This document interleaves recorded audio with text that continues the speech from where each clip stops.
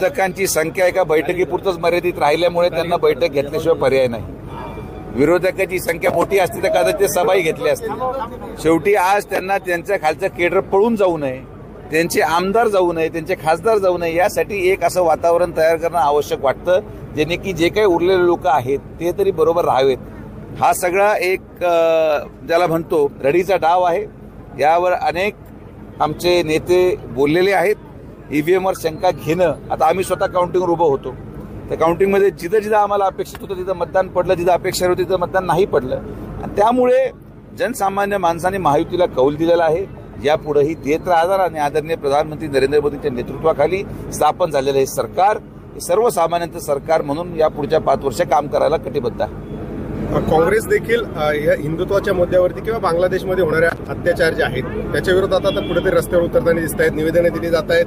काय वाटतं, उशिरा सुचलेलं शहाणपण? उशिरा सुचलेलं शहाणपण नाहीये, हे मताच्या बेरजेचं राजकारण करायचा प्रयत्न काँग्रेस करते। त्यांची भावना हिंदूंबद्दल नाहीच आहे, पण संगमनेरमध्ये झालेला पराभव किंबहुना इतर ठिकाणी झालेला पराभव म्हणजे लोकसभेमध्ये जेव्हा आमचा पराभव झाला, ज्या प्रकारे झाला, ज्या कारणांमुळे झाला, तेव्हा त्या गोष्टी चांगल्या वाटत होत्या, पण लोकसभेमध्ये झालेल्या प्रकारानंतर जो आज विधानसभेमध्ये हिंदू जागा झाला, प्रत्येक ठिकाणी हिंदू समाजाचा प्रत्येक मतदार बाहेर पडला आणि महायुतीच्या बाजूने कौल दिल्यानंतर त्यांना ही जाग आली की आता आपल्याला हिंदूंची पण गरज आहे, ही भावना त्यांच्यामध्ये निर्माण झाली, पण त्यांचे डोळे उशिरा उघडले।